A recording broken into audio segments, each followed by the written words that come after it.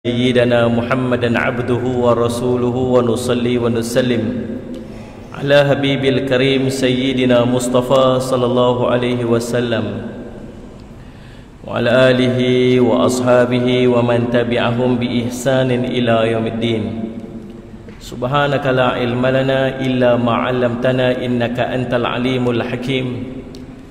رب اشرح لي صدري ويسر لي أمري واحلل عقدة من لساني يفقهوا قولي. بسم الله ما شاء الله لا يسوق الخير إلا الله ما شاء الله لا يصرف السوء إلا الله ما شاء الله ما كان من نعمة فمن الله ما شاء الله ولا حول ولا قوة إلا بالله العلي العظيم. Tuan-tuan, saya nak ajak sebelum nak mula majlis, nak ajak tuan buat empat doa. Pertamanya sayyidul istighfar. Yang keduanya doa jauh daripada musibah. Doa. Yang ketiganya doa jauh daripada musibah juga. Dan yang keempatnya doa dijauhkan daripada penyakit-penyakit yang berbahaya. Ini semua penting ni, terutamanya waktu kita duduk. Ini waktu-waktu yang wabak kan. Itulah ikut saya. Kita baca sama-sama insya-Allah. Pertama, sayyidul istighfar. Bismillahirrahmanirrahim. Allahumma anta rabbi la ilaha illa anta khalaqtani wa ana 'abduka wa ana 'ala 'ahdika wa wa'dika mastata'tu a'udzu bika min syarri ma sana'tu abu'u laka bi ni'matika 'alayya wa abu'u bi dhanbi faghfirli fa innahu la yaghfiru dhunuba illa anta. Tiga doa ni syarat dia yakin. Dengan doa ni syarat dia kena yakin. Yakinlah sebab dia mai daripada Nabi SAW. Doa ni dia tiga punca dia. Yang pertama doa yang Allah tunjuk daripada Al-Quran. Yang ni tak ada khilaf, jangan duduk ragu dengan dia. Yang keduanya doa yang bersumberkan daripada hadis-hadis Nabi SAW.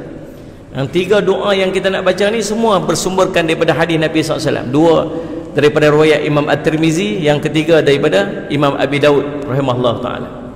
Bila sebut dia perkataan Nabi, maksud dia merupakan wahyu daripada Allah. Maka kena yakinlah. Dengan doa ni kita kena yakin. Yang ketiga doa daripada alim ulama tolong susun doa ke kita. Yang keempat doa daripada hati kita sendiri apa kita nak. Yang ni doa yang Nabi ajar kita. Tuan-tuan ikut saya, kita baca syarat dia yakin. Doa yang pertama jauh daripada musibah.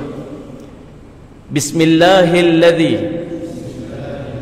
la yadurru ma'asmihi syai'un fil ardi wala fis samai wa huwas sami'ul alim. Bismillahilladzi la yadurru ma'asmihi syai'un fil ardi wala fis samai wa huwas sami'ul alim. Bismillahilladzi la yadurru ma'asmihi syai'un fil ardi wala fis samai wa huwas sami'ul alim. Doa kedua, a'udzu bi kalimatillahi at-tammati min syarri ma khalaq. A'udzu bi kalimatillahi at-tammati min syarri ma khalaq. A'udzu bikalimatil tammati min syarri ma khalaq. Doa ketiga, Allahumma inni a'udzubika minal barasi wal jununi wal judhami wa min syai'il asqami. Allahumma inni a'udzubika minal barasi wal jununi wal judhami wa min syai'il asqami. Allahumma inni a'udzubika minal barasi wal jununi wal judhami wa min syai'il asqami. Amin ya rabbal alamin. Ya Allah, jauhlah aku daripada penyakit sopak, daripada penyakit gila, daripada penyakit kusta dan semua penyakit-penyakit yang berbahaya yang lain. Kita minta doa pada Allah. Mudah-mudahan Allah jauhkan kita daripada penyakit-penyakit yang sedang berlegar. Salli ala sayyidina Muhammad. Yang dihormati tuan pengacara majlis, yang dihormati pengurusi Masjid Padang Mengkuang. Betul kan? Betul Mazul. Salli ala sayyidina Muhammad. Seluruh dan kuasa, tuan-tuan imam, pegawai-pegawai masjid, para asatizah, alim ulama, ibu-ibu, ayah-ayah, tuan-tuan dan puan-puan sedang hadirin dan hadirat yang dirahmati sekalian. Alhamdulillah, puji syukur kita panjatkan kepada Allah SWT dengan limpah kunai inayah taufik di sisi Allah yang memungkinkan pertemuan kita pada malam ini. Mudah-mudahan pertemuan kita berkati oleh Allah SWT. Kita dalam rangka program penghayatan solat yang difahamkan kepada saya lah, yang saya nampak. Dan bermulanya sallallahu alaihi wasallam Muhammad, perintah solat ini bermula semenjak daripada zaman Nabi sallallahu alaihi wasallam, Nabi kita lagi. Ada cara-cara solat yang tersendiri yang Allah perintahkan kepada para nabi terdahulu. Ada solat dia, ada puasa dia, tapi syariat dia berbeza dan caranya juga berbeza. Maka tak wajib kepada kita untuk pergi cari macam manakah cara orang dulu sembahyang. Tak wajib pada kita nak cari macam mana keadaan orang dulu-dulu berpuasa. Yang kita tahu syariat tu ada, solat perintah tu ada, tapi keadaannya berbeza. Lalu subhanallah, sallallahu alaihi wasallam Muhammad, sampainya perintah sembahyang kepada umat Nabi Muhammad SAW ni bila? Waktu peristiwa Isra' dan Mi'raj. Malam ni kita nak sembang-sembang tentang peristiwa Isra' dan Mi'raj. Bersesuaianlah pula dengan kita sekarang ni berada pada bulan Rajab. Eloklah tu. Baik, Allahumma salli ala sayyidina Muhammad. Isra' ini berasal daripada perkataan Sarah yang bermaksud berjalan, perjalanan di malam hari. Adapun Isra' ini subhanallah merupakan perjalanan Nabi SAW bersama dengan malaikat Jibril alaihi salam daripada Mekah ke Baitul Maqdis berdasarkan firman Allah Ta'ala, subhanallazi asra bi'abdihi laylan minal masjidil haram ilal masjidil aqsa alladhi barakna hawlahu linuriyahu min ayatina innahu was-samiul alim. Surah Al-Isra ayat pertama. Maha suci Allah yang telah memperjalankan hambanya pada suatu malam, pada malam hari daripada Masjidil Haram ke Masjidil Aqsa. Dalam ayat ini ada perkataan sara ataupun perjalanan, dan Allah tambah sallallahu alaihi wasallam Muhammad lailan, pada malam hari. Jadi ayat ini khusus cerita tentang perjalanan Nabi SAW. Nak ambil perkataan sara itu bermaksud perjalanan. Kemudian Mi'raj pula adalah dari segi bahasa dia satu alat yang diguna untuk naik ke atas. Kita faham tangga lah. Jadi secara istilahnya Mi'raj ini bermakna satu jalan khusus ataupun tangga khusus yang digunakan oleh Nabi SAW untuk naik ke langit bertemu dengan Allah Subhanahu Wa Taala. Allah cerita dalam surah An-Najm. Baik tuan-tuan yang dirahmati oleh Allah sekalian, dalam surah An-Najm sallallahu alaihi wasallam Allah cerita walaqad rahu nazlatan ukhra inda sidratil muntaha indaha jannatul ma'wa idh yaghsha sidrata ma yaghsha ma zaghal basaru wa ma tagha wa laqad ra'a min ayati rabbihil kubra. Sadaqallahul azim. Allah sebut ni apa dia? Salli ala sayyidina Muhammad. Allahumma salli ala sayyidina Muhammad. Dan sesungguhnya Muhammad telah melihat Jibril itu dalam rupanya yang asal pada waktu yang lain, yaitu di Sidratil Muntaha. Malaikat Jibril pernah tengok Nabi SAW, pernah tengok malaikat Jibril alaihi salam dalam bentuknya yang asli dua ketika, dua keadaan. Waktu yang lain malaikat Jibril turun dalam keadaan menyerupai sahabat-sahabat yang lain biasa. Tapi dua kali Nabi SAW tengok malaikat Jibril alaihissalam turun dalam keadaannya yang asal. Yang pertama waktu turun, wahai orang-orang yang berselimut, ya ayyuhal mudaththir qum fa'adhil. Cerita bersalli ala Sayyidina Muhammad waktu turun ayat yang kedua selepas peristiwa Iqra' bismi rabbikal ladzi khalaq. Terhenti berapa lama? Kemudian pertama kali Nabi SAW tengok malaikat Jibril dalam bentuknya yang asal, sehingga subhanallah besarnya malaikat Jibril alaihi salam waktu tu. Diceritakan dalam riwayat Nabi SAW tengok malaikat Jibril subhanallah memenuhi ruang langit seluruhnya. Daripada sana subhanallah nampak malaikat Jibril besar, Masya Allah. Pandang ke belakang subhanallah penuh kiri dan kanan. Seluruh ufuk di langit ini dipenuhi dan dilindungi oleh malaikat Jibril. Bukan banyak, seorang dia. Lalu ditanya kepada malaikat Jibril, wahai Jibril, besarnya makhluk Allah ni. Takjub Nabi SAW tengok betapa besarnya malaikat Jibril alaihissalam. Subhanallah. Kata Nabi SAW kepada malaikat Jibril, ada lagi tak makhluk yang lagi besar pada kamu? Dia kata ada. Ni subhanallah malaikat Jibril yang Nabi SAW nampak, yang memenuhi ruang tu daripada sana sini kiri kanan itu. Kata malaikat Jibril, dia hanya buka satu sayap daripada 600 sayap dia. Daripada 600 sayap dia hanya buka satu sayap saja. Dan satu sayap tu dah memenuhi ruang seluruhnya ni. Dia kata ada yang lagi besar, malaikat Israfil alaihi salam. Malaikat Israfil punya 300 sayap, dan setiap satu sayap dia menyamai 300 sayapku, kata malaikat Jibril alaihi salam. Allahu Rabbi.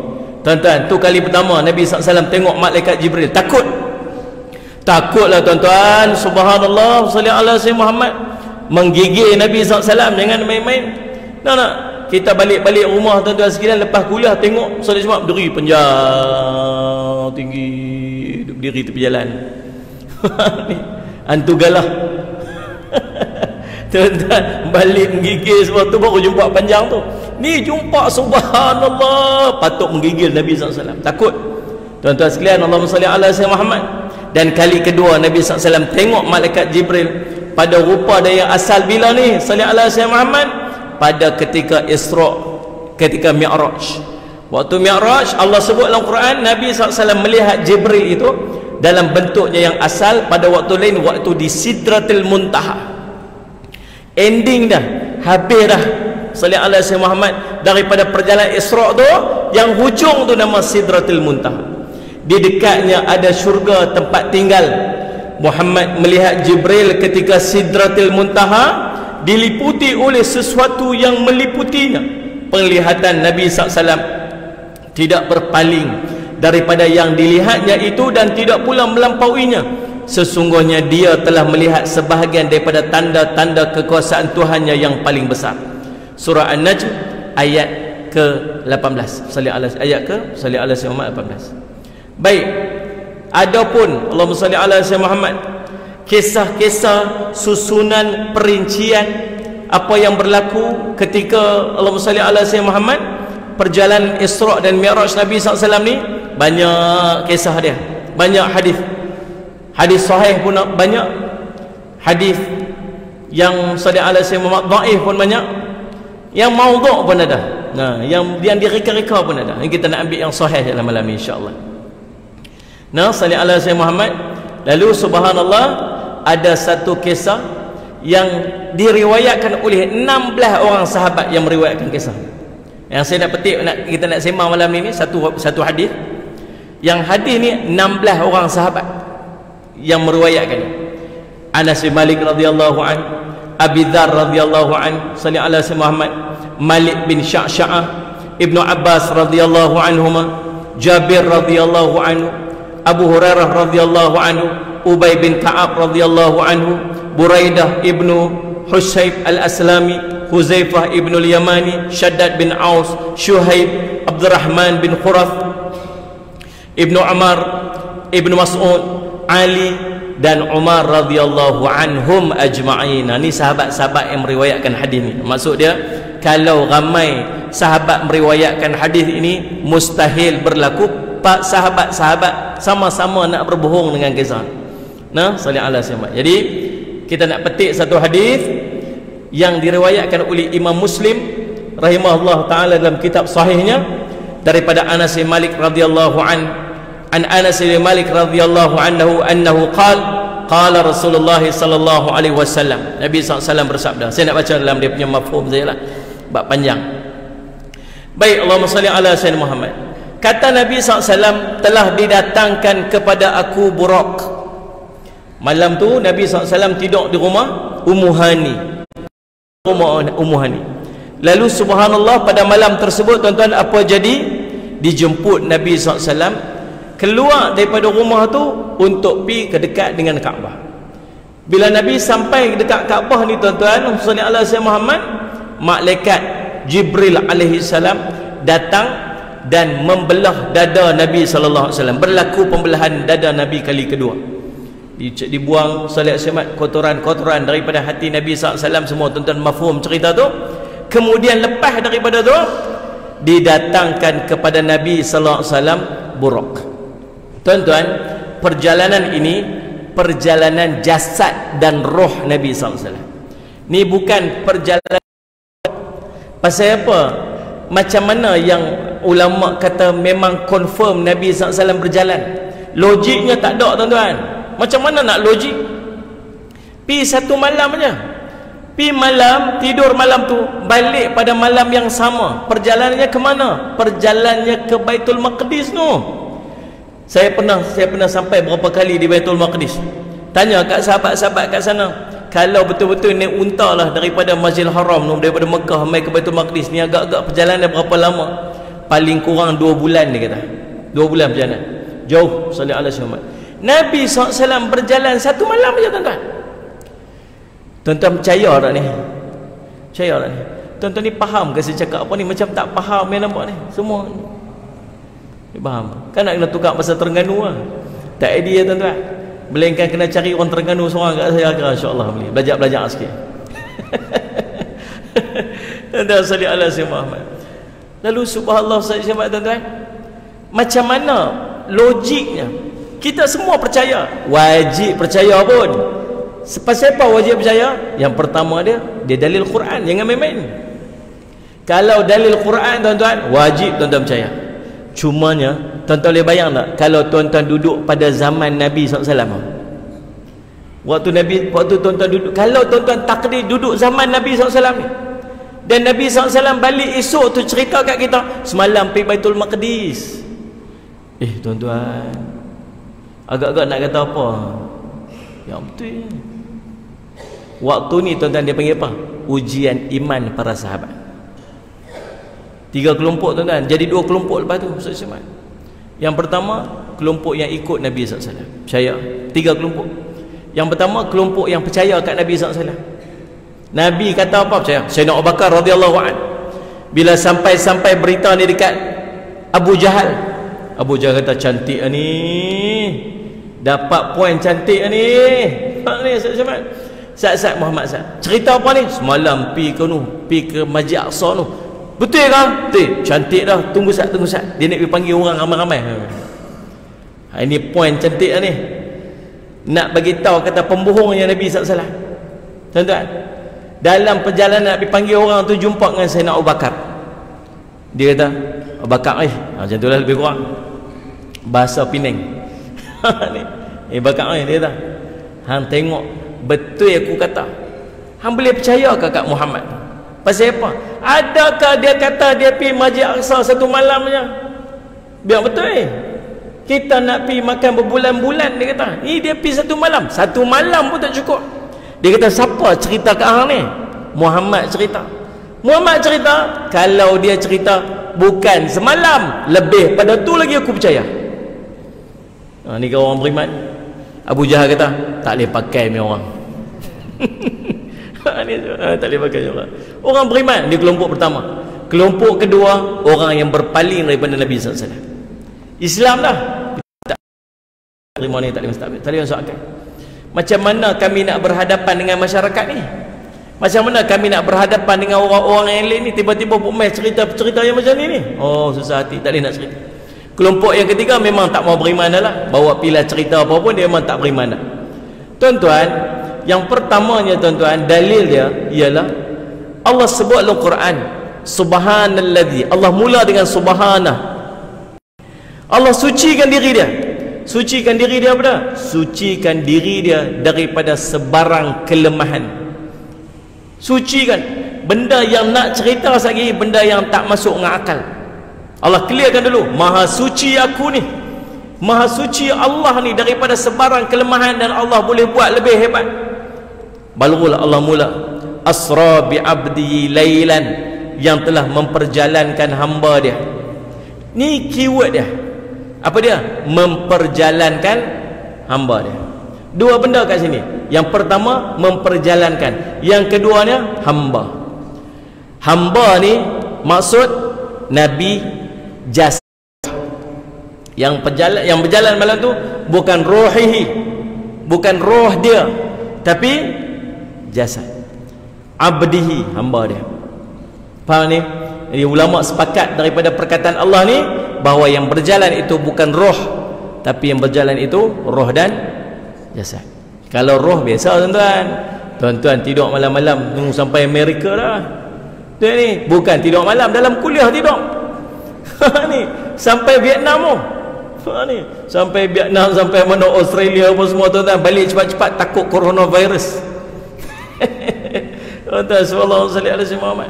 Tuan-tuan, dalam tidur biasa perjalanan roh okey. Yang ni yang ajibnya bila perjalanan jasad. Tuan-tuan, dan Allah mulakan sebelum sebut hamba dia ni, Allah mula dengan apa? Asra, memperjalankan. Abdihi, hamba dia. Maksud dia perjalanan ini bukan Nabi berjalan sendiri, tapi Nabi diperjalankan oleh Allah. Mustahil pada sisi manusia, tapi tak mustahil di sisi Allah. Saya baru sampai daripada Kedah tuan-tuan, 7 jam perjalanan saya. Saya lihat semat. Naik kereta 7 jam. Daripada keluar daripada rumah tadi pukul 9 pagi, saya sampai sini lebih kurang pukul 4 petang. Lebih kurang lah, saya lihat semat. Pak ni 7 jam. Ada kenderaan. Okeylah. Okeylah manusia 7 jam perjalanan dengan kereta. Tapi bagi semut, tak boleh bayang tak? Semut. Sallallahu alaihi wasallam Muhammad. Tuan-tuan, semut pi subuh tadi duduk berjalan kat masjid saya tu, sallallahu alaihi wasallam Muhammad. Pagi tadi ada bendahari madrasah saya, mak dia meninggal. Meninggal pukul 5 pagi tadi. Oh subhanallah. Saya pergi ziarah, sebelum mai sini saya pergi ziarah dulu. Tuan, dia bukan ada sakit-sakit apa-apa. Yang duk sakit ayah dia, yang duk sakit tu suami dia. Dia tak sakit sangat, cuma semalam ni duk rasa macam penat-penat, lagu tu duk gelisah-gelisah. Lepas tu pukul 2 pagi duduk gelisah-gelisah. Anak dia tanya, mak ni sakit kat mana ni? Mak sakit kat mana? Sakit penat ke? Sakit badan ke? Sakit kat mana? Mak dia kata apa? Mak nak mati dah ni, dia kata. Dia beritahu siap dah. Lepas tu dia kata, Allah, Allah, Allah, Allah, Allah, doa Allah, Allah, Allah, Allah, meninggal gitu kan pukul 5 pagi. Mudah-mudahan husnul khatimah. Kita pun pergilah tuan-tuan, sallallahu alaihi Muhammad, pergi ziarah tengok tadi. Tuan-tuan, boleh bayang tak tuan-tuan, sallallahu alaihi Muhammad, semut tu tuan-tuan, dia ikut saya naik kereta. Faham ni? Naik kereta ikut saya main. Sampai Terengganu 7 jam. Faham ni? Lepas kuliah esok balik sana balik. Balik sana. Esok sampai kat Kedah. Faham tak? Sampai kat Kedah esok, bini dia tanya, Abang Mut pergi mana semalam? Abang Muk pergi mana semalam tak balik? Dia kata aku pergi Kuala Terengganu. Kuala Terengganu biar betul ni. Betul, aku pergi tengok drawbridge. Dia kata subhanallah. Abang Muk pergi Kuala Terengganu biar betul. Ni nak lintas pergi nu. Kedai tepi jalan tu pun silap-silap syahid tengah jalan tu. Dia kata sungguh mustahil tak bagi semut nak mai Kuala Terengganu semalam betul balik. Mustahil tak? Mustahil tak bagi manusia? Tak. Tuan-tuan, perjalanan daripada Masjidil Haram pergi Masjid Aqsa mustahil bagi manusia bergerak satu malam. Tapi mustahil tak bagi Allah? Tak. Kita manusia pun tuan-tuan mai pun tak mustahil dah. Ini Allah perjalanan, bukan cerita satu malam pling pun boleh. Pling sini, pling sini. Betul ni? Sallallahu alaihi Muhammad. Tuan-tuan, naik apa ni berjalan ni sampai satu malam je ni. Tuan-tuan, didatangkan kepada Nabi SAW Buraq ni tuan-tuan, dalam riwayat cerita haiwan putih yang panjang, lebih besar daripada keldai, lebih kecil daripada baral. Tuan-tuan tahu keldai? Tahu? Baral? Tahu baral? Tak tahu? Aku pun tak tahu. Yang kita tahu baral ni tuan-tuan tahu siapa kita Piramli kita baral dia kata. Macam mana tak tahu, saya pun tak ada tengok baral ni. Tapi subhanallah, dalam riwayat cerita dia besar sikit daripada keldai dan kecil sikit daripada baral. Dia meletakkan telapak kakinya di hujung pandangannya, bermaksud langkahnya sejauh mata memandang. Satu langkah dia tuan-tuan sallallahu alaihi Muhammad sejauh mata memandang ni. Tuan-tuan, Buraq ni al-barqu ni kilat. Sallallahu alaihi Muhammad kilat. Dia tuan-tuan dibuat daripada cahaya. Tuan-tuan, dia punya speed, dia light speed. Kita ni ada, kalau cerita kelajuan jet ni, dia ada jet kelajuan dia, kelajuan bunyi. Ada jet yang kelajuan dia 3 kali kelajuan bunyi. Dan kalau tuan-tuan tengok jauh-jauh orang main bunga api kan, bunga api malam 31 Ogos ke setahun baru ni, bunga api pun kita duduk jauh-jauh, kita tengok dekat, nampak tuan-tuan, nampak cahaya, kemudian tuan-tuan dengar bunyi. Tu ni nampak cahaya dulu, kemudian baru dengar bunyi, pum, bunyi dia lambat sikit daripada cahaya. Walhal meletupnya sama, pum, keluar kat sana. Yang sampai kat kita ni nampak cahaya dulu, tapi bunyi dia mai kemudian. Sebab apa? Perjalanan cahaya lebih laju daripada perjalanan ni. Faham tak? Orang dah buat dah jet yang kelajuan dia lebih laju daripada kelajuan bunyi. Bukan sekat kelajuan bunyi, 3 kali lebih laju daripada kelajuan bunyi. Subhanallah. Macam mana punya laju? Tak tahu. Dia pergi dulu, bunyi tinggal belakang. Tinggal punya laju. Lagu tu lah kot. Tuan-tuan, sallallahu alaihi wasallam. Dia orang buat dah. Faham tak ni? Sallallahu alaihi wasallam. Malaysia nak tahun ni sepatutnya keluar dah kereta terbang ni. Patutnya dah. Tapi tukar kerajaan. Saya tu kata, tahun 2020 ni bolehlah pergi kuliah naik kereta terbang kan. Senang sikit, susah nak main Kuala Terengganu ni jauh. Dah lah, tak ada direct flight. Kalau ada direct flight tuan-tuan daripada Penang mai sini, tiap-tiap bulan saya boleh mai sini. Tapi jauh. Tu ingat tahun 2020 boleh naik kereta terbang macam. Tak ada. Tak jadilah, subhanallah. Tuan-tuan sallallahu alaihi Muhammad. Tapi tak ada lagi orang boleh buat jet ataupun kenderaan yang kelajuannya kelajuan cahaya, tak ada. Kalau tuan-tuan nak tengok kelajuan cahaya ni, tuan-tuan tengok Star Wars ada. Star Wars ke Star Trek ke apa tu ada. Mana ni sallallahu alaihi wasallam, dia main light speed, tinggal cahaya kat ujung tu. Itu ada. Tapi tak ada lagi orang tak boleh buat lagi. Tuan-tuan, Buraq ni kelajuan cahaya sallallahu alaihi wasallam. Saya tak ingatlah dia punya speed dia berapa, tapi sangat laju. Tuan-tuan, sallallahu alaihi wasallam, dia boleh lintas tuan-tuan, satu langkah dia subhanallah sallallahu alaihi wasallam tu sejauh mata memandang. Tu Buraq. Lalu tuan-tuan sallallahu alaihi wasallam Muhammad, maka saya pun menungganginya sampai ke Baitul Maqdis. Sampai tiba ke Baitul Maqdis, lalu saya mengikatnya di satu tempat yang digunakan untuk mengikat tunggangan para nabi. Kemudian saya masuk ke masjid dan solat 2 rakaat, kemudiannya keluar. Nabi SAW kata dia naik burak tu sampai ke Baitul Maqdis, ikat di satu tempat, kemudian pergi semayang 2 rakaat. Di mana Nabi SAW semayang tu? Di Masjidil Aqsa. Kalau tuan-tuan ada kelapangan, tuan-tuan ada rezeki yang lebih, tuan-tuan pergilah ziarah Masjid Aqsa. Pergi tengok macam mana keadaan Masjid Aqsa. Masjid Aqsa ni tuan-tuan, dia satu compound, dia luas. Dia punya compound dia tu sangat luas. Compound ni macam pagar ni lah, pagar ni keliling. Dia ada banyak pintu. Sallallahu alaihi wasallam. Pintu dia pintu besar tuan. Ada gate. Sallallahu alaihi Muhammad.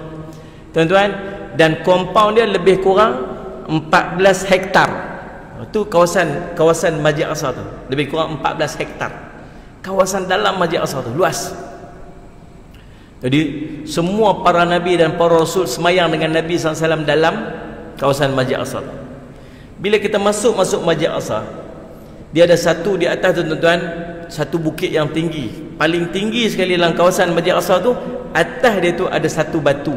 Batu itu nama dia, batu itu batu Mi'raj Nabi SAW. Tutup batu tu dia ada satu masjid nama Qubbah As-Sakhra. Qubbatus Sakhra dibina oleh Sayyidina Umar radhiyallahu anhu. Zaman Sayyidina Umar, waktu Sayyidina Umar ambil alih so, dia buat satu masjid menutupi batu Mi'raj Nabi. Sampai sekarang pun ada.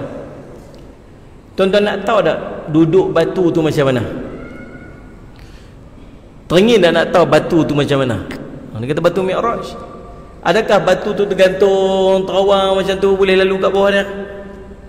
Tuan-tuan, saya bagi gambaran kat tuan-tuan. Sallallahu alaihi wasallam. Kita masuk pintu biasa di belakang tu. Biasanya kalau kita pergi rombongan, kita akan duduk di pintu sebelah belakang. Kita akan masuk kita akan naik ke atas, nampak floor kiri kanan ada pokok-pokok. Daripada pokok-pokok Sallallahu alaihi Muhammad, pokok-pokok zaitun yang sudah lama, puluh-puluh ratus tahun mungkin. Lepas tu naik tangga, kita akan jumpa kubah yang kubah dia warna emas. Kubah warna emas. Itulah Qubbatus Sakhra. Dia salah satu masjid dalam kawasan Masjidil Aqsa. Dalam Masjid Aqsa ni ada banyak masjid. Dalam kawasan Masjid Aqsa tu sendiri ada Masjid Qubbah As-Sakhra. Tuan-tuan tengok depan ada Masjid Qibli yang kita panggil dia Masjid Aqsa. Bawah Masjid Qibli tu ada Masjid Aqsa Qadimah, Masjid Aqsa Lama. Sebelah kanan ada tangga turun bawah Masjid Marwan. Sebelah kanan, sebelah kiri, sebelah kanan ada Masjid Burak. Tuan-tuan, Ustaz Muhammad, bila kita sampai ke atas, kita nampak kubah warna emas. Itu Qubbah As-Sakhra. Kita pun masuk kat dalam dia. Masuk kat dalam, benda mula kita nampak di depan kita ni ialah seketul batu yang besar.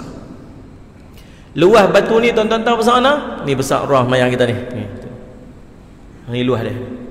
Batu tu macam batu hampar. Kalau kita tengok pada atas, kita nampak dia macam batu hampar macam tu. Macam batu hampar, flat dia.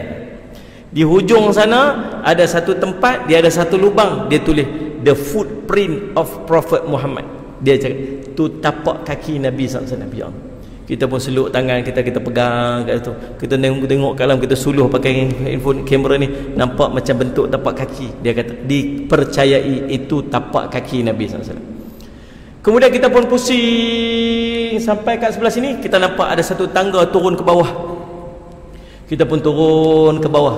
Turun bawah, rupa-rupanya di bawah batu itu ada tempat sembahyang.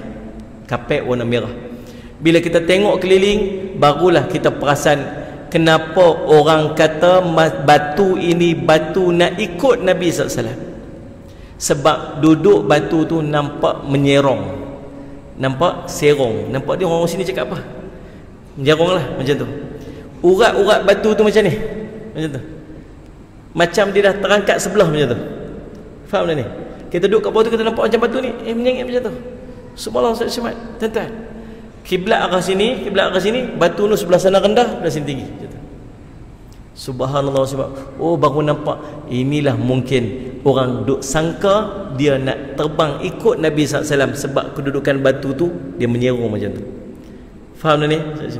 Itulah batu Mi'raj Nabi SAW. Kita pun keluar dari batu Mi'raj Nabi SAW ni, tuan-tuan, dan batu Mi'raj ini ialah kiblatnya orang-orang Yahudi. Batu Mi'raj tu lah kiblat orang Yahudi sampai ke hari ni. Dulu kan sebelum kita menghadap ke Baitullahil Haram, kita menghadap ke mana? Baitul Maqdis. Mana arah Baitul Maqdis tu? Batu tu lah. Batu tu. Faham tak ni? Lalu kita keluar daripada batu tu, kawasan batu tu, masjid tu, kita keluar, kita pergi ke arah depan. Pergi bergerak ke arah depan. Di belah depan tu kita akan jumpa satu pintu gerbang yang cantik. Di bawah pintu gerbang itu, tuan-tuan, kita ternampak satu bangunan masjid berkubah. Kubah itu warnanya kelabu gelap.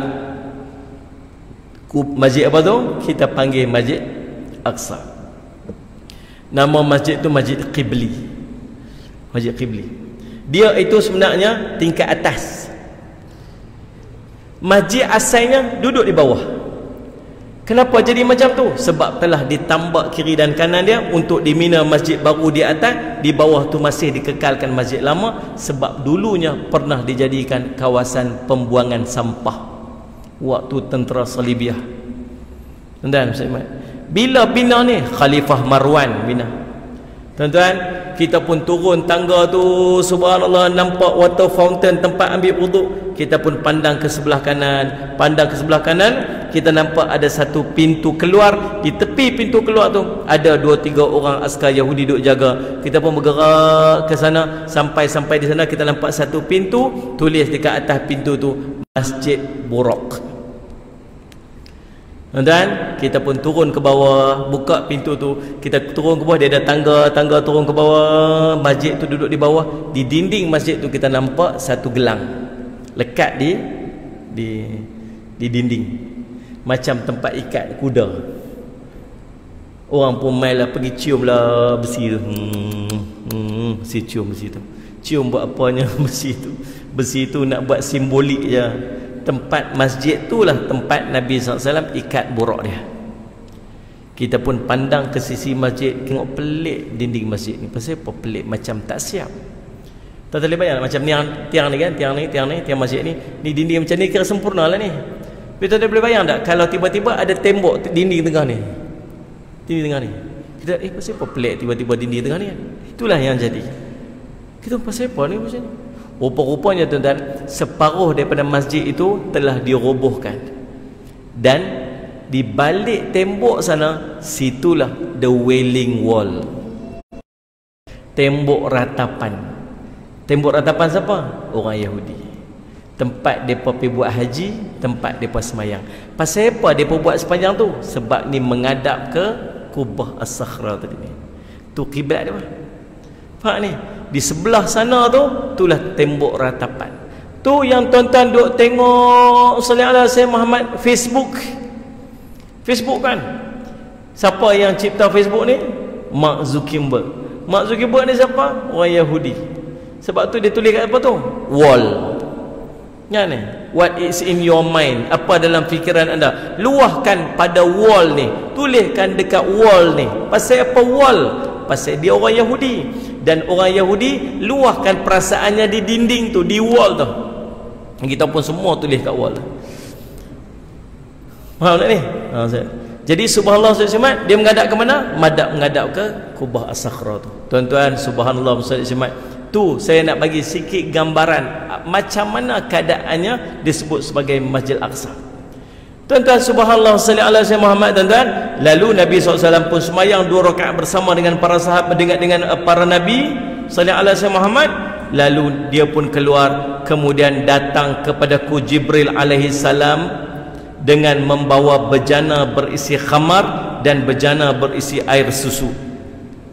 Aku memilih bejana berisi air susu. Maka Jibril kemudian berkata, engkau telah memilih fitrah, kata malaikat Jibril alaihissalam, memilih yang sesuai dengan fitrah. Kemudian Jibril naik bersama denganku ke langit yang pertama. Malaikat Jibril naik dengan Nabi SAW pergi ke langit pertama. Sampai saja di langit pertama, Jibril meminta dibukakan pintu. Maka dikatakan kepadanya, siapa engkau? Maka dia menjawab, Jibril. Dikatakan lagi, siapa yang ada bersama dengan kamu? Dia menjawab, Muhammad. Dikatakan, apakah dia telah diutus? Dia menjawab, ya, dia telah diutus. Maka dibukakan bagi kami pintu langit dan saya bertemu dengan Nabi Adam alaihi salam. Ingat ni elok. Langit pertama jumpa dengan siapa? Nabi Adam AS. Hafal elok masuk periksa hujung bulan ni.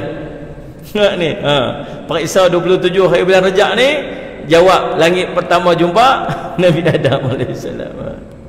Tuan-tuan, saya kalau tak baca pun lupa kan. Ustaz-ustaz ni kadang-kadang dia main ceramah, dia main tanya kita depan-depan, langit pertama jumpa siapa tahu? Oh, tu kita jam. Tak apa tuan-tuan, tak apa pun tak apa. Salih ala Sayyidina Muhammad. Faham tak ni? Salih ala Sayyidina Muhammad. Cuma Nabi SAW cerita, naik langit pertama, Nabi jumpa dengan Nabi Adam AS. Kemudian beliau menyambutku dan mendoakan kebaikan untukku. Ni adab Salih ala Sayyidina Muhammad. Adab berjumpa dengan Nabi Adam AS. Apa Nabi Adam doakan kepada Nabi Muhammad sallallahu alaihi wasallam? Walhal siapa tu Nabi sallallahu alaihi wasallam itu sayyidul anbiya, ketua segala para nabi. Sallallahu alaihi Muhammad, sallallahu alaihi Muhammad. Nah, kalau nak cerita siapa paling afdal sekali di antara dua, Nabi SAW ke Nabi Adam AS yang paling afdal untuk doa pada siapa? Nabi ikut lebih afdal untuk doa kepada Nabi Adam AS. Tapi Nabi Adam doa kepada Nabi SAW. Adab. Nah, sallallahu alaihi Muhammad. Orang mai ke rumah kita tuan-tuan, sallallahu alaihi Muhammad, kita nak doa kat dia ke? Dia doa kat kita. Kita suruhlah dia doa kat kita. Tahu pasal apa? Pasal dia bermusafir. Dia musafir, makbul doa. Yang keduanya tu, suruhlah dia doa kat kita. Tahu pasal apa? Pasal kita merendah diri. Faham ni? Mai aku nak tolong doa kat hang. Pasal apa? Pasal insya-Allah aku ni makbul doa. Ni alhamdulillah, rasa macam tahun ni tak ada dosa banyak sangat. Alhamdulillah boleh doa kat hang. Dah adab kita pula bila berjumpa dengan orang, minta orang tolong doakan kat kita. Faham dah ni Ustaz Muhammad? Kadang-kadang kita jumpa tok guru tuan-tuan, kita jumpa tok guru, kita nak minta dia tolong doa kat kita. Pasal apa? Pasal dia tu subhanallah hubungan dengan Allah, ibadat dia, alim dia, subhanallah salehnya dia. Kita sebab kita nak minta. Nabi SAW ajak macam tu. Bila Nabi SAW beritahu dekat Sayyidina Umar dengan Sayyidina Ali sallallahu alaihi wasallam, ni nanti kalau kamu jumpa dengan Uwais Al-Qarni, suruh dia tolong doa untuk kamu supaya Allah ampunkan dosa kamu. Suruh siapa ni? Sayyidina Umar radhiyallahu an, sahabat yang dijamin syurga. Sahabat yang Nabi SAW kata apa? Kata kalau ada Nabi selepas aku, ni orang dia, Sayyidina Umar. Sayyidina Umar radhiyallahu anhu ni tuan-tuan sekalian, dia bercakap mendahului wahyu. Dia bercakap, wahyu turun membenarkan perkataan dia, Sayyidina Umar radhiyallahu anhu. Tapi Sayyidina Umar jumpa kepada Nabi SAW, kata kalau kamu jumpa Uwais Al-Qarni, suruh Uwais Al-Qarni minta doa dekat kamu. Dia cari tuan-tuan. Ada saja rombongan Yaman daripada Yaman, dia tanya, ada tak Uwais Al-Qarni dengan kamu? Tak ada. Mai lagi, ada tak Uwais Al-Qarni dengan kamu? Ada. Mana dia? Tapi dia orang biasa-biasa saja. Nak jumpa dia pasal apa? Mai aku nak jumpa dia. Ada tanda apa? Tapak tangan dia putih. Apa dapat tapak tangan putih ni? Dia ni dia jadi sakit sopak. Lepas tu mak dia kata apa? Mintalah doa ke Allah, bagi Allah sembuhkan sakit kamu. Malulah ke Allah, Allah bagi nikmat banyak sangat dah, sikit je sakit ni. Minta, kalau tak minta nak dahaka, mak dia kata. Ni minta ya Allah bagilah sembuh ni. Minta ni bukan pasal apa, pasal mak suruh. Tapi tinggallah sikit, tinggal sikit tu habuan orang nak kenal dia nanti ni. Tuan-tuan, Uwais Al-Qarni orang makbul doa. Pasal apa makbul doa ni? Pasal khidmat dia dekat mak dia. Sayang dekat mak. Mak teringin nak pergi umrah, nak pergi haji. Dia fikir macam mana lah nak bawa mak pergi haji ni, mak sakit ni, mak dah lumpuh dah, macam mana nak bawa mak pergi haji ni. beli anak lembu, buat kandang atas bukit. Lepas tu sekali salih alaihi Muhammad, petang-petang usung anak lembu, dokong anak lembu tu buat naik atas bukit. Esok pagi-pagi dokong lembu tu buat turun pula pergi makan rumput. Esok lagi petang bawa naik dokong pula. Orang kata gila Uwais ni, dokong lembu tu buat apa? Bagilah dia jalan sendiri. Rupanya tuan-tuan dia training setahun. Daripada anak lembu tu makin besar, dia makin kuat. Rupanya nak dokong mak dia bawa pergi haji. Tuan-tuan, makbul doa sebab khidmat dia dekat mak dia dan sayang dia dekat mak dia. Tuan-tuan, Sayyidina Umar cari, akhirnya berjumpa dengan Uwais Al-Qarni. Jumpa dia, wahai Uwais, tolong doakan dekat saya. Uwais kata apa? Ni Islam ajak, kamulah yang lebih layak untuk doakan saya. Ya, Uwais Al-Qarni kata apa? Kamulah yang lebih layak untuk. Tak, kamu kalau tolong doakan dekat saya. Kamu ni siapa? Amirul Mukminin ni. Ni siapa ni? Amirul Mukminin ni, sahabat Nabi. Dia ni Nabi pun tak pernah jumpa. Hidup zaman Nabi, teringin nak jumpa Nabi. Kalau dia dapat berjumpa Nabi, naik dia punya taraf, dia jadi sahabat. Tapi tak berjumpa Nabi, 2 kali nak pergi jumpa Nabi, tak sempat jumpa Nabi. Mak, nak pergi jumpa Nabi sat boleh tak? Pi, tapi balik cepatlah. Mak tak ada siapa nak jaga, balik cepat-cepat. Dia pi, tuan-tuan, berjalan daripada Yaman sampai ke Madinah.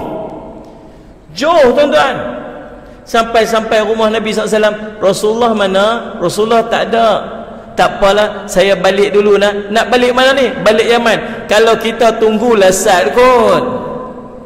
Tunggulah sekejap. Nabi SAW keluar, nanti dia balik. Dak, mak kata main sekejap je. Balik, tuan-tuan, subhanallah. 2 kali tak jumpa Nabi SAW. Dia bukan cerita sahabat, tengok wajah Nabi pun tak pernah. Kalau nak tengok kedudukan, rasa macam Umar jauh lebih hebat. Dak, dia kata apa? Kamu tolong doa kat saya. Sebab Nabi pesan kalau jumpa Uwais Al-Qarni minta tolong. Sebabkan Nabi pesan tu, lalu dia doa kepada Umar. Cuma dia kata apa? Jangan bagi tahu kat siapa-siapa. Kamu nak pergi mana lepas ni? Saya nak pergi ke Basrah. Mak dia dah tak ada dah.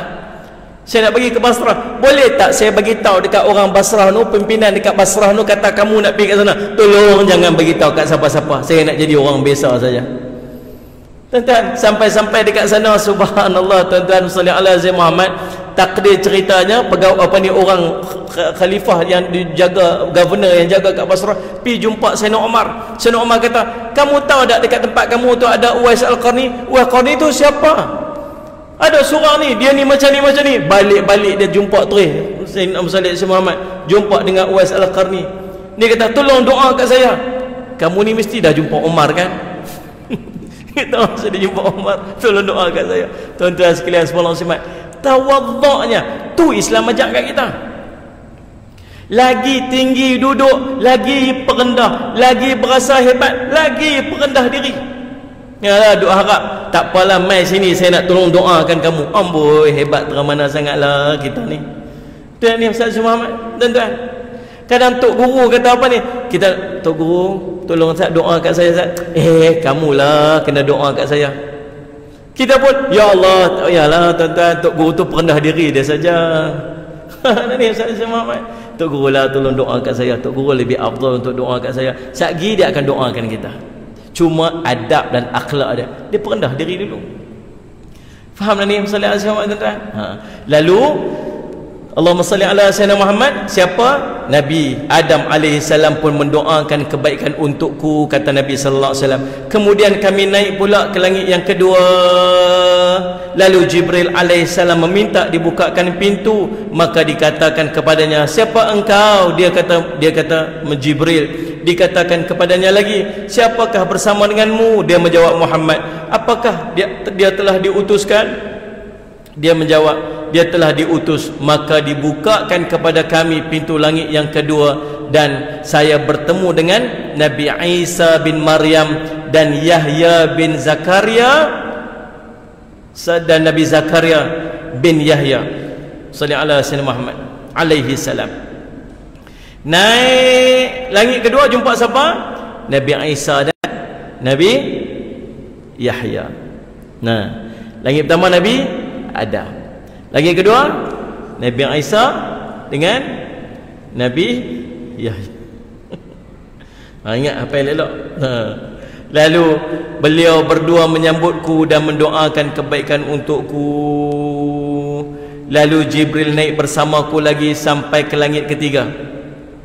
Dan Jibril meminta dibukakan pintu, maka dikatakan kepadanya, siapa engkau? Dia menjawab, Jibril. Dikatakan kepadanya lagi, siapakah bersama denganmu? Dia menjawab, Muhammad. Dikatakan, apakah dia telah diutus? Dia menjawab, dia telah diutus. Maka dibukakan bagi kami pintu langit ketiga, dan saya bertemu dengan Nabi Yusuf alaihi salam. Yang ketiga, Nabi Yusuf alaihi salam. Salli ala sayyidina Muhammad. Kemudian Allahumma salli ala sayyidina Muhammad. Baginda menyambutku dan mendoakan kebaikan untukku. Kemudian Jibril naik bersama denganku ke langit keempat. Jibril minta dibukakan pintu. Demikianlah seterusnya sampai langit keempat. Dia berjumpa dengan Nabi Idris alaihi salam. Kemudian beliau menjambutku dan mendoakan kebaikan untukku. Salli ala sayyidina Muhammad. Allah berfirman yang artinya, dan kami telah mengangkatnya ke martabat yang tinggi. Siapa? Nabi Idris alaihi salam. Kemudian Jibril naik bersamaku ke langit yang kelima. Berjumpa siapa pula dekat langit kelima ni? Bertemu dengan Nabi Harun alaihi salam. Baginda menyambutku dan mendoakan kebaikan untukku. Kemudian naik pula ke langit yang keenam, diminta dibukakan pintu. Kemudian berjumpa pula dengan sallallahu alaihi wasallam Muhammad, Nabi Musa alaihi salam. Ni cerita dia ni. Ni kan nak start dah ni. Dan Nabi Musa alaihi salam ni lah dia punya kisah yang nak terkait dengan perintah sembahyang tadi ni. Lalu tuan-tuan, berjumpalah dengan Nabi Musa alaihi salam. Baginda menyambutku dan mendoakan kebaikan untukku. Kemudian Jibril naik bersamaku ke langit yang ketujuh, dan Jibril meminta dibukakan pintu. Kemudian maka dikatakan kepadanya, siapa engkau? Dia menjawab, Jibril. Dikatakan lagi, siapa yang bersama denganmu? Dia menjawab, Muhammad sallallahu alaihi wasallam. Dikatakan, apakah dia telah diutus? Dia menjawab, dia telah diutus. Maka dibukakan bagi kami pintu langit yang ketujuh, dan saya bertemu dengan Nabi Ibrahim alaihissalam. Ni Nabi Ibrahim alaihissalam nilah salah silah keturunan para nabi dan para rasul yang membawa kepada Nabi kita Muhammad sallallahu alaihi wasallam. Sebab dalam sembahyang kita doa selawat juga kepada Nabi Ibrahim alaihissalam. Sallallahu alaihi Muhammad. Lalu tuan-tuan, bila berjumpa dengan Nabi Ibrahim alaihissalam, sallallahu alaihi Muhammad, baginda sedang menyandarkan belakangnya ke Baitul Ma'mur. Baitul Ma'mur, sallallahu alaihi Muhammad, ni Kaabah para malaikat. Baitul Ma'mur ini Kaabah para malaikat, tempat para malaikat bertawaf. Boleh bayang tak tuan-tuan? Memang kita tak mampu nak bayang macam mana hebatnya, besarnya Baitul Ma'mur yang setentang dengan Baitullahil Haram ni. Setiap hari 70,000 malaikat, sallallahu alaihi Muhammad, yang masuk untuk bertawaf, dia akan berganti dengan 70,000 malaikat yang lain yang tak akan mai dah kali kedua. Berterusan ni. Hari ni mai 70,000 malaikat tawaf, keluar masuk, besok 70,000 malaikat pula tawaf, lusa masuk pula, dan yang masuk ni tak masuk dah lepas pada tu. Berganti-ganti, maksud begitu ramainya jumlah para malaikat yang ada di muka bumi ni. Sebab tu tuan-tuan, sallallahu alaihi Muhammad ni, jadilah orang yang dicintai oleh Allah. Ni nak cari cinta Allah. Saya nak pesan kat diri saya, nak pesan kat tuan-tuan. Tuan-tuan, kita kena jadi orang yang Allah cinta. Tahu tak? Tahu tak? Kalau Allah cinta kat kita, apa jadi kat kita? Allah cinta kita ni, maka Allah akan panggil malaikat Jibril alaihissalam. Wahai Jibril, wahai Jibril, cintalah kat orang ni. Pasal apa? Pasal aku mencintai dia. Dan malaikat Jibril kata, pada waktu tu juga aku mencintai dia, sebab Allah cinta kat dia. Lalu malaikat Jibril AS buat apa? Panggil seluruh penduduk langit ni. Panggil seluruh penduduk langit ni tuan-tuan. Buat apa? Cintalah kepada orang ni, kerana Allah cinta kat dia dan aku cinta kat dia. Maka pada waktu seluruh penduduk langit semua cinta kat dia. Sallallahu alaihi wasallam. Lalu Allah memasukkan ke dalam hati-hati manusia semua untuk cinta kat dia. Tuan-tuan, macam mana nak dapat cinta Allah kita? Sebut dalam satu hadis qudsi, Allah kata sallallahu alaihi wasallam, Muhammad, tidaklah hamba-Ku melakukan sesuatu yang paling aku cintai melainkan dengan dia melakukan ibadat fardu. Dalam amalan-amalan yang kita kena buat, tak ada yang Allah paling cinta melainkan kita bersungguh untuk melakukan ibadat fardu. Ni peringkat pertama nak dapat cinta Allah kita.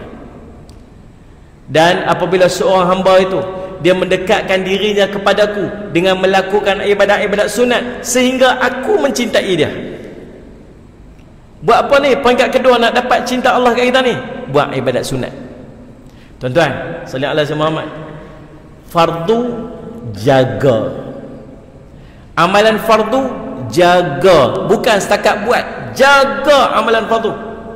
Ihfazillah yahfazka, jaga Allah, Allah akan jaga kamu. Ulama kata jaga Allah tu apa? Semua ibadat fardu yang diperintahkan kepada dia, dia buat dengan sungguh-sungguh, bukan sambil lewat. Tuan-tuan, sembahyang zuhur, ada orang sembahyang zuhur 1:30 masuk waktu, ada orang sembahyang zuhur pukul 3:30, ada orang sembahyang zuhur 4:30, ada orang 5:30 baru sembahyang zuhur qadaan. Semuanya sembahyang zuhur, tapi orang yang jaga sembahyang zuhur, dia sembahyangnya di awal waktu, dia sembahyangnya berjemaah, dia sembahyangnya di masjid, dia memperelokkan ibadat sembahyang dia. Ni dia panggil orang yang jaga sembahyang. Faham tak ni? Kita nak kena buat yang tu. Boleh tak ni?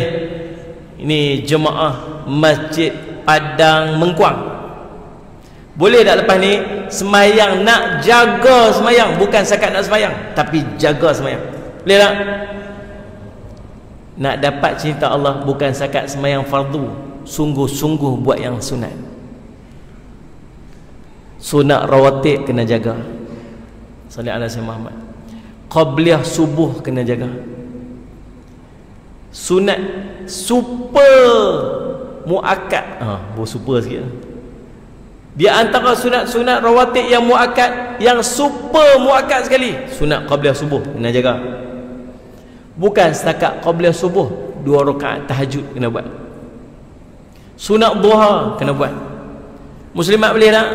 Baca Quran kena jaga. Sehari paling tidak 1 muka surat. Orang yang bersungguh buat benda sunat ni, bersungguh buat benda sunat ni, dia akan dapat cinta Allah. Bila Allah cinta kat dia, seluruh penduduk langit tu semua cinta kat dia. Faham tak ni? Dulu para malaikat, ada ketua para malaikat tuan-tuan, nama dia Azazil. Sallallahu alaihi wasallam Muhammad. Nah, sallallahu alaihi wasallam. Bukan Israel. Israel tu apa? Tak boleh jawab nama. Azazil ni tuan-tuan, sallallahu alaihi wasallam Muhammad, dia ni dulu ketua para malaikat. Ibadat dia sangat hebat. Dia boleh buat ibadat, tuan-tuan tahu Azazil ni puluhan ribu tahun, sehingga kan dia menjadi seorang hamba Allah yang sangat makbul doanya disebabkan hebatnya ibadat dia. Tak pernah langgar perintah Allah. Apa yang Allah perintah taat belaka, dan ibadat dia sangat kuat sehingga para malaikat semua cemburu kat dia, sanjung dia, hebat dia. Dia mendapat gelaran tuan-tuan, hamba Allah Azazil tu. Sallallahu alaihi wasallam Muhammad. Sallallahu alaihi wasallam Muhammad. Hamba Allah yang sangat hebat, hamba Allah yang sangat kuat. Kuatlah ibadat dia. Malaikat semua sanjung kat dia. Satu hari, Malaikat Israfil, dan riwayat cerita, Malaikat Israfil ternampak ada satu cerita di Lauh Mahfuz, cerita tentang seorang hamba Allah yang buat ibadat selama 80,000 tahun, tak pernah meninggalkan perintah daripada Allah. 80,000 tahun buat ibadat sangat hebat 80,000 tahun, tetapi hanya dengan satu langkah perintah, satu aja, Allah telah menjahanamkan dia masuk dalam neraka.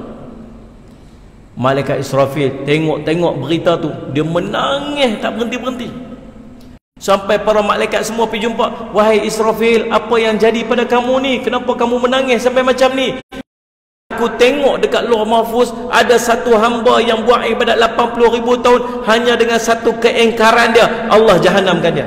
Aku takut akulah orang tu, kata malaikat Israfil.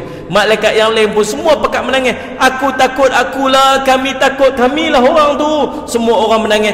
Kemudian kata, apa kata kalau kita pergi berjumpa dengan Azazil, minta dia tolong doakan kita sebab doanya makbul. Dia ramai-ramai pergi jumpa dengan Azazil. Tak, malaikat Azazil pun angkat tangan, ya Allah, Engkau jauhkanlah mereka semua daripada orang yang Engkau ceritakan itu, ya Allah. Dia doakan, minta Allah jauhkan daripada semua kecuali diri dia. Dalam satu riwayat lain cerita, dia nampak satu tulisan dekat dengan atas daripada syurga, ada orang yang beribadat puluhan ribu tahun hanya dengan satu keingkaran, Allah telah jahanamkan dia. Nampak yang tu, dia angkat tangan Azazil, dia kata, ya Allah, Engkau laknatlah orang ni, Engkau laknatlah orang ni, Engkau laknatlah dia. Dia doa, Allah makbulkan doa dia tu, dan dia tak tahu bahawa yang disebut itulah dia. Kes apa tuan-tuan? Takabur. Takabur je. Lepas tu tuan-tuan, salli ala Sayyidina Muhammad. Kita duduk sembang tadi, duduk doa kat orang. Kita tengok tadi macam mana Nabi SAW. Kita tengok para Nabi, tuan-tuan sekalian, subhanallah, duk ajak sifat dekat kita ni, sifat merendah diri. Faham tak ni Ustaz Syamad? Tak rugi sikit pun kita jadi orang yang merendah diri. Semua orang akan suka kan? Yang paling penting, Allah paling suka kat kita. Tak payahlah jadi orang takabur, tak payahlah jadi orang besar diri. Tuan-tuan, bukan orang suka. Tu tengok orang suka sembang besar, sembang tinggi, sembang hebat. Orang tak suka tuan. Orang suka tunjuk suka kat depan, tapi bila orang paling ke belakang, orang akan benci. Tengok ni, sembang Allah depan kita dia. Ya. Okey. Faham. Beralih balik belakang, benci.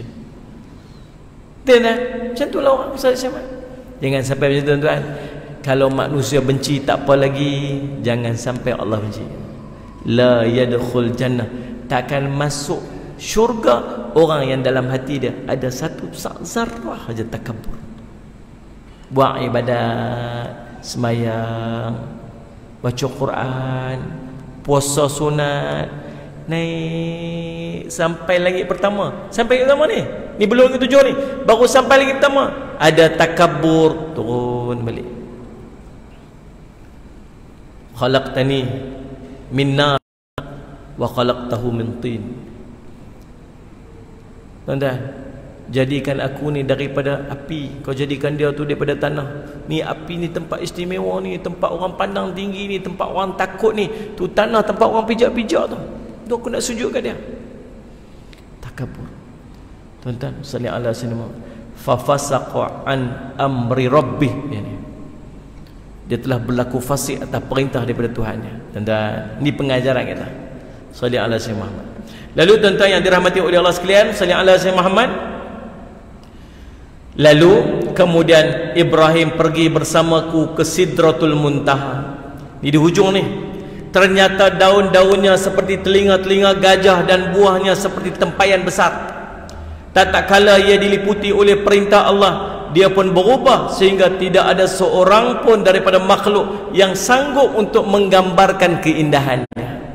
Masuk-masuk tengok, subhanallah, salli alaihi wasallam, cantiknya daun-daun dia, buah-buahnya cantik, subhanallah. Bila ditutupi oleh perintah Allah, berubah sampai Nabi nak cerita, tak ada manusia yang mampu untuk menggambarkan keindahan tempat Sidratul. Ni belum syurga lagi. Syurga ni tuan-tuan, subhanallah, kita ni tak pernah mimpi jumpa syurga ya tuan-tuan. Kalau tuan-tuan pernah bermimpi jumpa syurga, amalan kita tak sama tuan. Tak sama dah. Nah, salli ala Sayyidina Muhammad. Seorang anak muda berjumpa dengan Allahumma salli ala Sayyidina Muhammad Sulaiman Ad-Darani, Abu Sulaiman Ad-Darani. dia ikut nak pergi buat haji sama dengan grup Sulaiman Ad-Darani ni. Dan perjalanan tengok budak muda lagi, semayangnya tak berhenti, ibadatnya tak berhenti, orang berhenti rehat dia tak berehat, orang berhenti tidur dia semayang, ibadatnya sangat hebat. Anak muda, kita ni ada anak muda duk main masjid ni, muda-muda ni main masjid ni, karaoke ni main masjid ni, tapi balik main game juga. Ni duk sorang-sorang bersumbat telinga tu. Ni saya mak nak kejut subuh pun tak jaga-jaga, pun sumbat telinga ni, dengar. Ni main masjid juga, tapi nakal-nakal ada juga budak-budak, tapi budak ni tak pernah buat ibadat. Sulaiman Ad-Darani ni takjub. Dia kata, tuan, ni ada nak tanya saya, pasal apa ibadat sampai tak berhenti-berhenti macam ni? Tak penat ke? Penat. Lepas tu pasal apa buat ibadat ni sampai macam ni? Dia kata, Syekh, saya cerita jangan keji saya nah. Saya pernah bermimpi melihat bangunan-bangunan dalam syurga. Mimpi nampak bangunan dalam syurga ni. Bila dia nampak bangunan syurga ni, dunia ni tak ada apa nilai kat dia. Dia duduk kira nak ambil yang tu ya. Nanti yang salih ala Muhammad. Nah, benda yang salih ala Muhammad. Salih ala Muhammad. Salih ala Muhammad tak pernah la ainun ra'at wala uzunun sami'at, mata tak pernah tengok, telinga tak pernah dengar, dan tak pernah terlintas dalam hati. Itulah syurga. Sidratul Muntaha pun cantik sangatlah. Lalu Allah mewahyukan kepadaku apa yang dia wahyukan. Allah mewajibkan kepadaku 50 waktu sembahyang. Salih ala Muhammad sehari semalam. Oh subhanallah. Nabi ni tuan-tuan, Allah perintah aja nak buat je Nabi. Kira dapat 50 tu, alhamdulillah, terima kasih. Turun kira nak buat balik tu, nak balik. Tuan-tuan boleh bayang kalau 50 tu semayang kita macam mana tuan. Ni baru bagi salam je. Assalamualaikum, Allahu akbar, masuk waktu pula. Macam tu lah kot. Allahumma salli ala Muhammad. Lalu dia pun turun berjumpa dengan Nabi Musa AS. Nabi Musa tanya, apa yang diwajibkan Tuhanmu ke atas umatmu? Saya menjawab 50 semayang. Dia menjawab, kembalilah kepada Tuhanmu, mintalah keringanan, sesungguhnya umatmu takkan mampu mengerjakannya. Sesungguhnya saya telah menguji dan mencuba Bani Israel. Dia kata salih alaihi wasallam, bila naik balik, jumpa balik dengan Tuhan, dia pun tak mampu nak buat. Maka beliau bersabda, maka saya pun kembali kepada Tuhanku seraya berkata, wahai Tuhanku, ringankanlah untuk umatku. Maka dikurangi 5 waktu sembahyang. Kemudian kembali kepada Musa, Allah mengurangiku 5 waktu sembahyang, untukku 5 sembahyang. Dia berkata, sungguh umatmu takkan mampu, pergilah minta keringanan. Maka saya pun naiklah sampai akhirnya Allah berfirman, wahai Muhammad, sungguhnya 5 ini salli ala Muhammad, sungguhnya ini 5 sembahyang sehari semalam, setiap sembahyang pahalanya 10, maka semuanya 50. Barang siapa meniatkan kejelekan lalu dia tidak mengerjakannya, maka tidak ditulis dosa baginya sedikit pun. Jika dia mengerjakannya, maka ditulis baginya 1 kejelekan. Kemudian saya sampai bertemu dengan Musa AS dan saya ceritakan hal ini kepadanya. Dia berkata, kembalilah kepada Tuhanmu, mintalah keringanan. Maka saya pun berkata, sungguh saya telah kembali pada Tuhanku sehingga saya pun malu kepadanya. Naik atas jumpa Allah, turun potong 5 sampai tinggal 5. Lepas tu Allah kata apa kat Nabi SAW? Allah kata 5 waktu semayang ni pahala dia 10. Maka macam semayang 50 juga. Bukan setakat tu, siapa teringat nak buat maksiat, teringat nak buat jahat, Allah tak kira dosa kat dia lagi. Kalau dia buat, Allah kira 1 je dosa kat dia. Faham tak? Ni kita umat Nabi Muhammad ni. Inilah dia panggil rahmatan lil alamin. Laqad arsalnaka illa rahmatan lil alamin. Sungguhnya telah kami utuskan engkau wahai Muhammad sebagai rahmat bagi sekalian alam. Salah satu daripada rahmat sekalian alam yang Allah turun kepada umat Nabi Muhammad SAW, tahu apa dia? Ganjaran kebaikan digandakan pahala, tapi dosa tak digandakan. Kita buat satu baik, niat nak buat satu baik, niat je nak buat, Allah dah kira 1 pahala.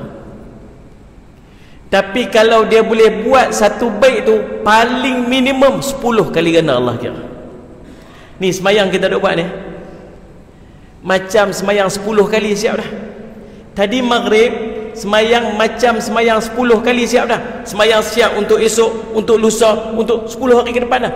Tuan-tuan boleh bayang tak kita semayang daripada kita balik dulu ni, waktu umur kita 11 tahun dulu, kita dah semayang hari pertama kita semayang tu, subuh pertama tu dah 10 hari ke depan dah. Esok semayang 10 hari ke depan lagi, lusa semayang 10 hari ke depan lagi. Ni dah berapa puluh tahun dah kita semayang. Kalau Allah terima, entah berpuluh ribu tahun ke depan dah semayang-semayang yang kita buat ni.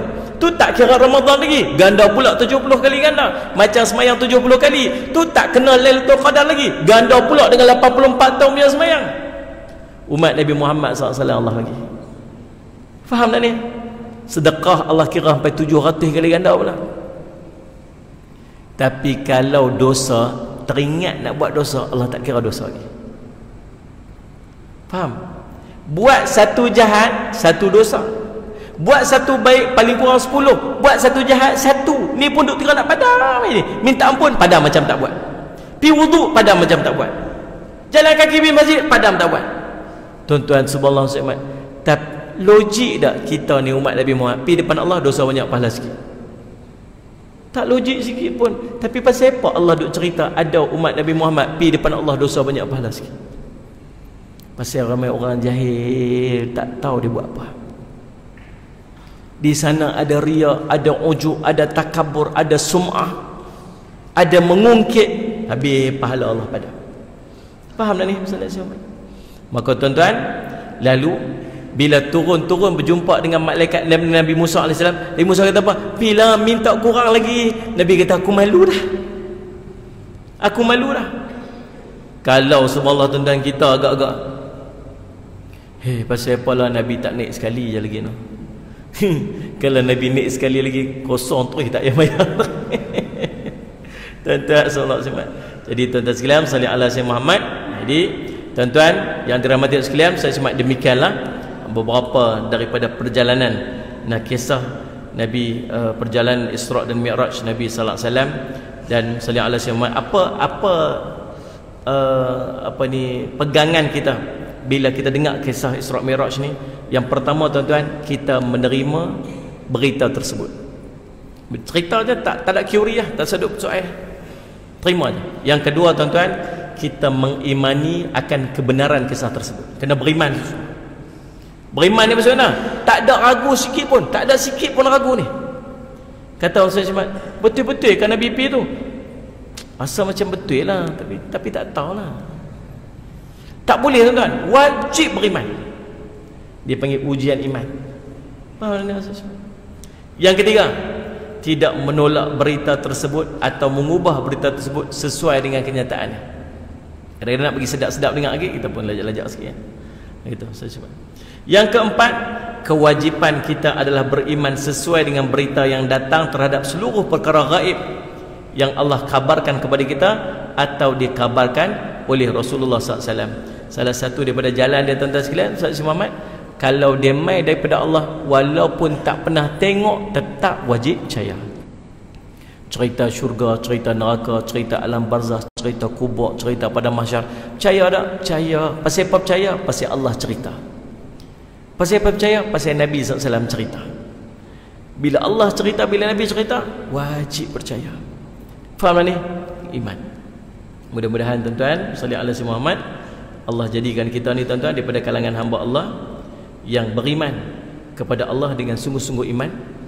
Dan subhanallah, Allah jauhkan kita ni daripada keraguan-keraguan, daripada perkara-perkara yang Nabi SAW ajak kepada kita. Dan iman ini juga tuan-tuan membawa kepada istiqamahnya amal. Qul amantu billah thumma istaqim. Kamu katakan kamu beriman kepada Allah dan kamu istiqamahlah. Syarat nak istiqamah, beriman. Saya nak balik pada amalan kita mula-mula buat tadi ni, nama dia Sayyidul Istighfar. Kalau tuan-tuan beriman, tuan-tuan akan jadi orang yang istiqamah beramal dengan dia. Maklum duk buat Sayyidul Istighfar ni berapa lama dah? Lama dah Ustaz, 10 tahun dah. Pasal apa maklum duk buat 10 tahun dah ni tak tinggal? Sehari pun tak pernah tinggal Ustaz. Pasal apa?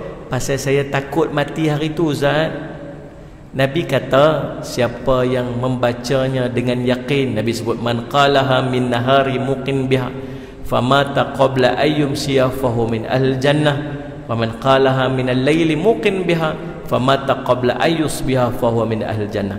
Siapa yang membacanya dengan yakin pada sebelah siangnya lalu dia mati pada sebelah siang tersebut, maka dia daripada ahli syurga Allah. Siapa membaca dengan yakin pada sebelah malamnya lalu dia mati pada sebelah malam tersebut, maka dia daripada ahli syurga Allah. Tuan-tuan baca siang-siang, takdir hari itu mati, Nabi sebut hadis sahih riwayat Imam Bukhari, dia daripada ahli syurga Allah. Makcik takut makcik mati hari tu. Nabi kata kalau baca hari tu mati masuk syurga Ustaz, tu yang makcik tak pernah tinggal. Itu iman. Faham tak ni? Dia istiqamah tu pasal apa? Pasal dia beriman dengan perkataan Nabi SAW. Kita tak buat. Pasal apa tak buat? Tahu dah? Tahu. Nabi sebut dah? Sebut. Percaya dah? Percaya. Tapi tak buat. Pasal apa tak buat? Percaya tapi tak berapa nak beriman. Kalau dia beriman, dia mesti buat. Nabi kata, man qara'a qul huwallahu ahad hatta yakhtami 10 marrat banallahu lahu qasran fil jannah. Siapa yang baca qul huwallahu ahad 10 kali setiap hari, 10 kali sallallahu alaihi wasallam sampai habis, maka Allah akan membina untuknya satu istana dalam syurga. Buat Ustaz. Berapa lama dah buat ni? Tiap-tiap hari buat. Pasal apa Ustaz? Allah nak bagi istana dalam syurga Ustaz. Bukan rumah. Istana dalam syurga Ustaz. Bukan kat Kuala Terengganu. Dekat istana, dekat syurga Ustaz. Buat apa? Baca Qul Allah 10 kali saja. 10 kali je Ustaz. 10 kali saja. Baca tiap hari. Pasal apa sungguh-sungguh sangat ni? Pasal beriman. Kita baca tak? Tak baca pun. Pasal apa tak baca? Pasal percaya tapi tak berapa nak beriman. Faham tak ni? Orang beriman dia akan jadi istiqamah.